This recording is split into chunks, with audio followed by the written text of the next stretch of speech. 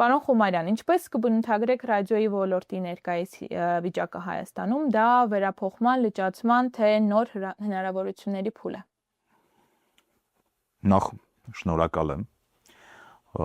որ ինձ հրավիրել եք, շնորհակալ եմ այս զրույցի համար։ Հարցը շատ հետաքրքիր է, ես կարծում եմ, որ սխալ կլինի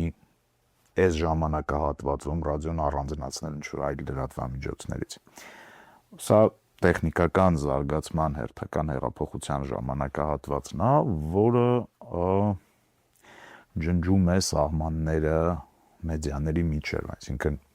այս հարցը քննարկելուց պիտի փորձենք հասկանալ, թե ռադիո ասելով ինչ նկատի ունենք, էլի, որտեղ իմ տպավորությամբ այսօր ռադիո ասելիս մենք պիտի նկատի ունենանք միայն տեխնիկական միջոցը տեղեկատվության A կետից B կետ հասցնելու, որտեղ բոլոր մեդիաները համացանցում ստացել են մոտավորապես հավասար հնարավորություններ եւ մեծ հաշվով արտադրում են իրար շատ նման բովանդակություն։ Բայց գուշակելով, ձեր հարցի ենթատեքստը, ենթադրաբար ռադիո ասելով մենք նկատի ունենք աուդիո բովանդակությունը, այսինքն ռադիո դա ենք անվանում, Իմ տպավորությամբ ոչ միայն Հայաստանում, այլև ընդհանուր առմամբ աշխարհում աուդիո բովանդակությունը երկրորդ շունչն է ստանում։ Մենք տեսնում ենք, որ բոլորը նկարում են ոդքասթներ, բայց ամեն դեպքում ոդքասթը դա մի բան է, որը դու լսում ես, որովհետև պատկերում ոչինչ տեղի չի ունենում։ Հիմա բոլոր այն մարդիկ, ովքեր որ համացանցում դիտում են մեր զրույցը, եթե իրանք մի կողմ դնեն հեռախոսը կամ համակարգչում բացեն ինչ-որ այլ էջ, զբաղվեն իրենց ընթացիկ հարցերով, իրանք լիարժեք կպատկերացնեն, թե մենք ինչի մասին ենք խոսում եւ կընկալեն այն բովանդակությունը, որ մենք միասին գեներացնում ենք։ Աուդիոն երկրորդ շունչն է ստանում, որովհետև մարդիկ գնալով դառնում են ավելի զբաղված, կյանքի տեմպը արագանում է, իսկ աուդիո բովանդակությունը դա բովանդակության միակ ձևն է, որը չի զբաղացնում աչքերը։ Այսինքն մարդը ի վիճակի է անել իր հիմնական աշխատանքը եւ ստանալ տեղեկատվություն։ Դրա համար աուդիո բովանդակության արտադրությունը տարեցտարի ավելանում է եւ տարբեր մի շարք այլ մասնագետներ, որոնք չէին զբաղվում աուդիո բովանդակության ստեղծմամբ, սկսում են զբաղվել նաեւ աուդիոյի ստեղծմամբ։ Մենք տեսնում ենք, որ լուրջ լրատվամիջոցներ, որոնք որ ավանդաբար, չգիտեմ, տեքստային էին կամ տեսողական բովանդակություն էին գեներացնում, հիմա սկսում են նաեւ աուդիո բովանդակություն գեներացնել, հասկանալով, որ դրա պահանջարկը կա։ Մեր երկրին, եթե անդրադառնանք մասնավորապես, երբ մենք 2010 թվականին ֆորմատի փոփոխություն արեցինք, մեր մոտ լուրերը հեռարձակվում էին 15 րոպեն 1։ Տրամաբանությունը հետևյալն էր, որ Երևան քաղաքում մեքենայով երթևեկելիս միջին ռադիո ընկնդրման տեղաբանը ժամանակահատվածը 20 րոպե էր, որովհետև Երևանում A կետից B կետ գնալու համար քեզ անհրաժեշտ էր 20 րոպե։ Հիմա լուրերը հեռարձակվում են 30 րոպեն 1, որտեղ այս 10 մի քիչ տարվա ընթացքում եւ խցանումների արդյունքում եւ մեքենաների շատանալու ընթացքում դու հասկանում ես, որ Երևանում A կետից B կետ հասնելու համար քեզ պետք է 30 գծիկ 40 րոպե։ Այսինքն նաեւ եթե գնում ենք դասական ավանդական ռադիոյի, ռադիո ընդունիչով լսելու մեթոդին, այդտեղ էլ մեզ մոտ կարծես թե ամեն ինչ լավ է։ Կան ռադիո սկսում են ավելի երկար լսել։ Շատ լավ, դուք ասացիք, որ հիմա արդեն մարդիկ սկսել են լսել ոդքասթներ ու մենք տեսնում ենք, որ ուղղակի ոչ մասնագետները զբաղվում են այդ ամեն ինչով, այսինքն ոդքասթներ են, սթրիմինգային ծառայություններ կան։ Ուզում եմ հասկանալ ինչպես է ռադիոն հիմա իրենց հետ նաև մրցակցում։ Ես կարծում եմ, որ այս պարագայում մրցակցել այնքան էլ հաջող բառ չի, որովհետև նույն կերպ սթրիմինգային ծառայություններ, եթե մենք սթրիմինգային ծառայության մասին ենք խոսում, դրանք մեր արտադրանքը ավելի լայն շերտի կամ ինչ-որ այլ շերտի հասցնելու հերթական տեխնիկական միջոցն է։ Այսինքն ինչ-որ մրցակցության խնդիր չկա սթրիմինգային ծառայությունների։ Ինչ-որ մարդիկ որոշում են ստեղծել սեփական պլատֆորմները, ցանցային սթրիմինգի անում, ինչ-որ մարդիկ օգտվում են սոցիալական հարթակներից։ Կան լրատվամիջոցներ, որոնք փորձում են անել ամեն ինչ, եւ առաջինը, եւ երկրորդը, եւ երրորդը։ Չվերաբերվում է նրան, որ բոլոր մարդիկ ովքեր որ մասնագիտությամբ, չգիտեմ, լրագրողներ չեն, մեդիայում աշխատող մարդիկ չեն, չունեն դրա կրթությունը, զբաղվում են բովանդակության արտադրությամբ, ես դրան նորմալ եմ նայում։ Ես կարծում եմ, որ նույնիսկ եթե նմանատիպ բովանդակության 10%-ը իմ կամ 90%-ը իմ կամ ձեր տեսանկյունից այնքան էլ արժեքավոր չի, իսկ արժեքավոր է 10%-ը։ Ցանկացած պարագայում ես դեմ եմ որևէ տեսակի արգելքներին, չգիտեմ, համակարգումներին, սահմանափակումներին եւ այլ ինստիտուցիոնալ ներազդեցություններին մեդիա դաշտի վրա։ Ես մտածում եմ, որ բոլոր մարդիկ, ովքեր որ ուզում են գեներացնեն բովանդակություն, իրանք պիտի գեներացնեն։ Միգուցե իրանք մեզնից ավելի մրցունակ լինեն եւ վստահ եմ կան մի մաս, որոնք մեզնից ավանդական լրատվամիջոցներից այսօր ավելի մրցունակ են։ Իսկ չեք կարծում, որ ինչ որ առումով անարդար է, երբ իրենք կարգավորման դաշտում չեն, իսկ դուք կարգավորման դաշտում եք, ու այսպես ինչ որ դիսբալանս է, որտեղ իրենք կարող են ավելի ինչ որ հետաքրքիր կոնտենտ անել, դրանով ավելի շատ գումար աշխատել, իսկ դուք ինչ որ բաներ կան, որի վրայով չեք կարող անցնել։ Ցավալի է իհարկե, կյանքը ընդհանուր առմամբ շատ անարդար է, բայց այսպես ասեմ, հա, մեր խմբագրության պրակտիկայում շատ քիչ դեպքեր են եղել, որ մենք մեր գործողություններում մեզ սահմանափակված զգանք օրենքով։ Մենք մեզ ավելի սահմանափակված ենք զգում մասնագիտական խղճով, դաստիարակությամբ եւ այլնով։ Այսինքն, եթե մի օր ասեին, որ սիրելի Դավիթ, քո լրատվամիջոցը այլևս ունի հավասար լիազորություններ կամ հավասար պարտականություններ համացանցում գործող որևէ բլոգի կամ մեդիայի հետ եւ դու էլ չես բանարվում, հա, մոնիտորինգի քեզ չենք ենթարկում են օրենքները, որոնք որ կան, տեսալսողական մեդիայի վերաբերյալ, այլևս քեզ չեն վերաբերվում, աշխատի քո խղճի մտок, չեմ կարծում, որ բովանդակային մենք ինչ-որ տարբերություն տեսնենք։ Ուրիշ բան կա, որ ցավալիորեն օրենքը մի փոքր սահմանափակում է լրատվամիջոցների կոմերցիոն գործունեություն, այսինքն կան սահմանափակումներ գովազդի ժամանակացույցի, հա, տևողության եւ տնտեսվարողների գործունեությունների տեսակների։ Այդ առումով իհարկե դա մեզ սահմանափակում է, բայց եթե մենք գալիս ենք բովանդակության, մեզ այդ երբեք չի խանգարում։ Իսկ գլխավոր մարտահրավերները հիմա ռադիոյի համար որոնք են։ Դե տեսեք, էլի ես չի ուզում ենք բաժանենք ռադիոյի հեռուստատեսության։ Ես կարծում եմ, որ մեդիան մեծ մարտահրավեր ունի ընդհանուր առմամբ, հա։ Մենք միշտ եղել ենք այն տեսակետին, որ մեդիան նրա համար է, որ իր սպառողը ինքն իրեն հարցեր տա։ Այսինքն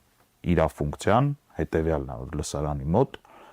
փորձի զարգացնել քրիտիկական մտածողությունը, որ ինքը նայում է շրջապատում տեղի ունեցող իրադարձություններին, փորձի ինքն իրեն հարցեր տալ եւ գալ ինչ որ եզրահանգումների։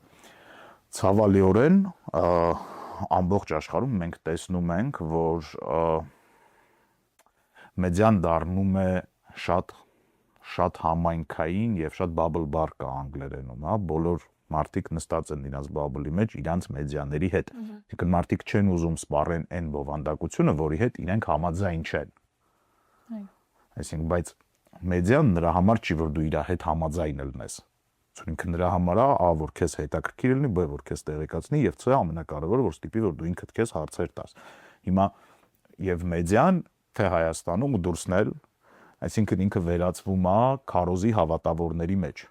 Ոչ մեկ չի ուզում լսի այն մտքերը, որի հետ ինքը համաձայն չի եւ հետեւաբար ինքը երբևէ չի մտափոխվում, հետեւաբար ինքը չունի համեմատելու բան,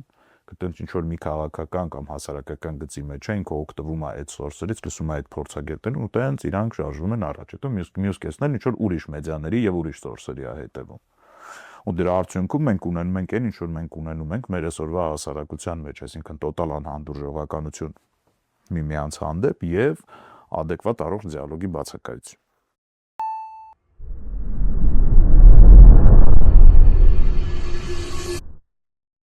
Դուք խոսեցիք կարգավորումներից, ես կցանկանայի իմանալ ձեր կարծիքը, որքանով է արդյունավետ ռադիոկայանների եւ կարգավորող մարմնի, մեր դեպքում հեռուստատեսության եւ ռադիոյի հանձնաժողովի, այսպես աշխատանքների եւ համագործակցության մեջ։ Գիտեք, այստեղ կարևորը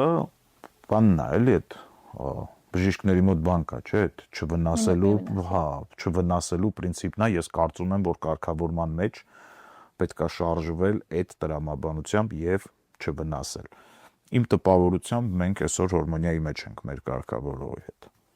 Այսինքն մենք ինչ-որ ես տենց ինչ-որ խնդիր չեմ տեսնում։ Իսկ ինչ օրենսդրական փոփոխություններ օրինակ ցանկանայիք, որ լինեին, որպեսզի նպաստեին ոլորտի զարգացմանը։ Շատ բարդ հարց է, մենք շատ երկար ենք դրա մասին խոսելու։ Ես իրավաբան չեմ, դժվար թե ձեզ կետեր ասեմ, բայց ես կարծում եմ, որ լիակատար անկախ մեդիան դա ֆինանսապես կայուն մեդիան է։ Եվ հետևաբար օրենսդրությունը եւ պետության վերաբերմունքը մեդիային պիտի լինի նպաստող ֆինանսական կայունությանը, ոչ թե հակառակը։ Չէ, օրինակ, եթե մենք գովազդի մասին ենք խոսում, ես հետևում եմ 10 տարի, 15 տարի։ Վերջին 15 տարվա մեջ, եթե նույնիսկ նայեք ազգային ժողովում ընդունված օրենքները եւ կապ չունի իրանք ոնց են կոչվում ռադիո եւ հեռուստատեսության մասին, թե հետո աուդիովիզուալ բովանդակության մասին,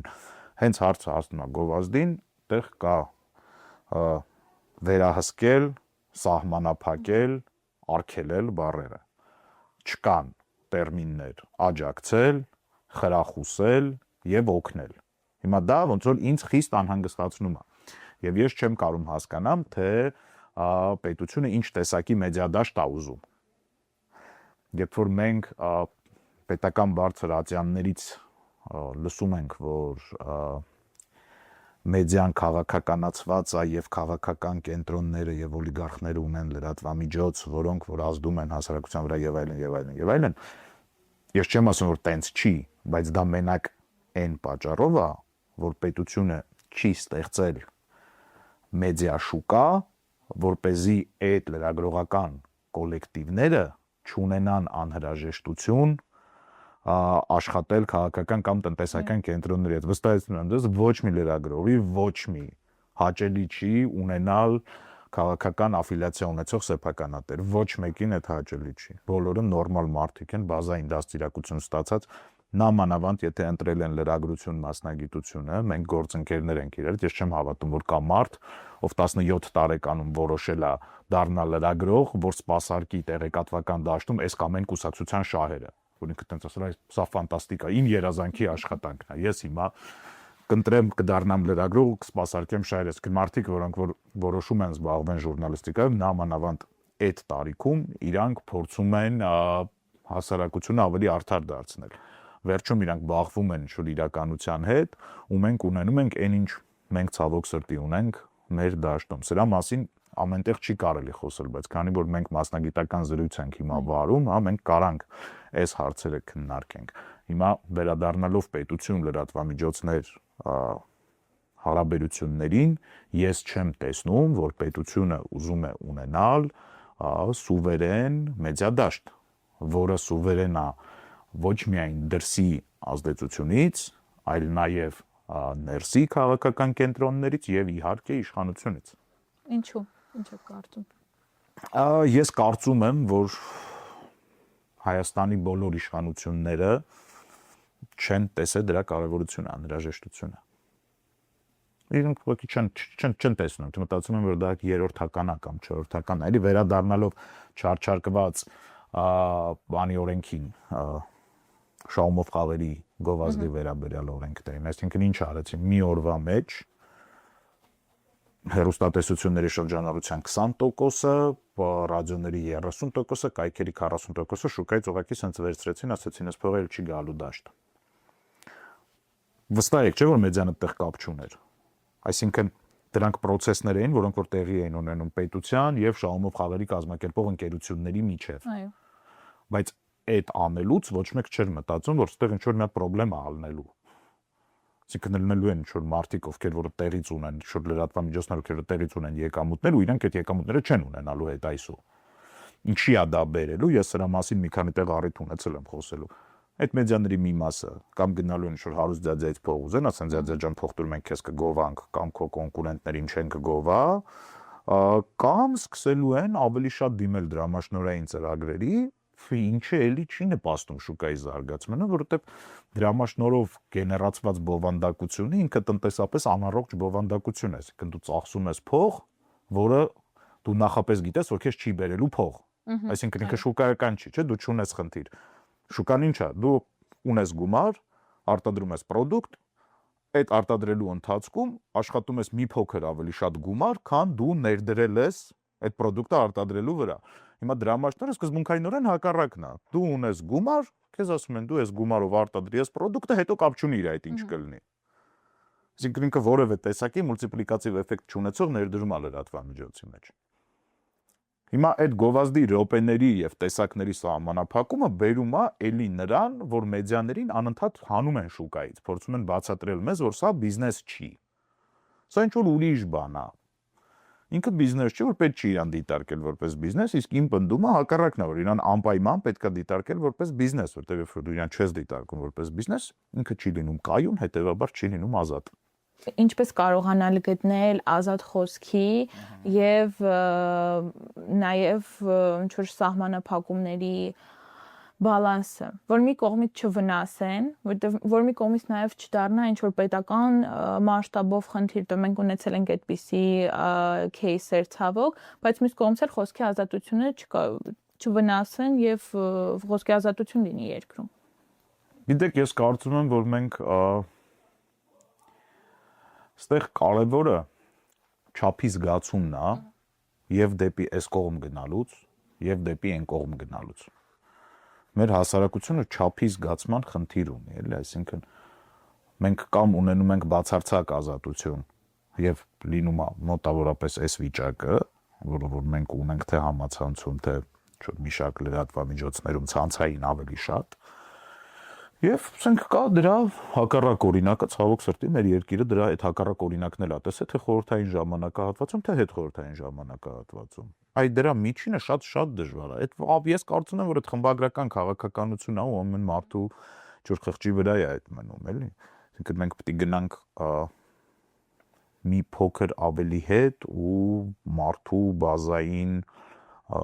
երևի դաստիարակությունը այս պարագայում լավ բառ չի, էլի մարդու բազային աշխարհայացք լավի ու վատի շուրջ պիտի հասկանանք, որտեղ նմանատիպ խնդիրներ մենք կարանք ունենանք բժիշկների հետ,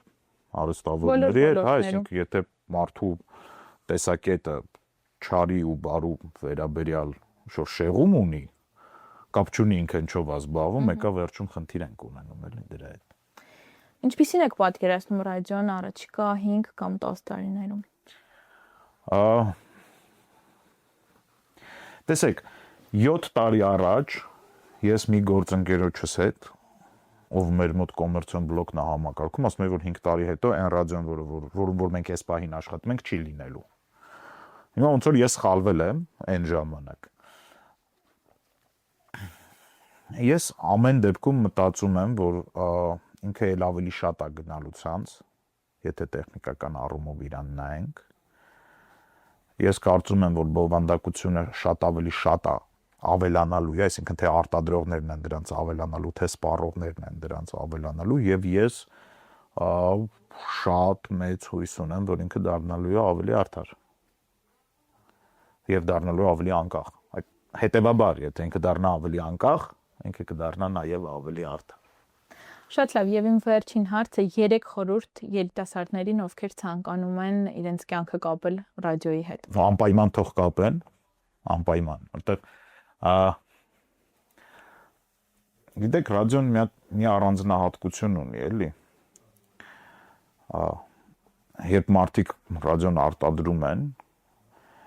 իրանք ամեն դեպքում մտածում են, որ իրանք լսող մարդը միայնակ է լսում։ Պատկերացրեցիք, երբ որ հեռուստատեսություն են մարդիկ արտադրում են, ենթադրում են, որ ասենք չգիտեմ, երեկոյա ընտանիք է, մի ընտանիք նստած հեռուստացույցան են։ Իսկ երբ որ դու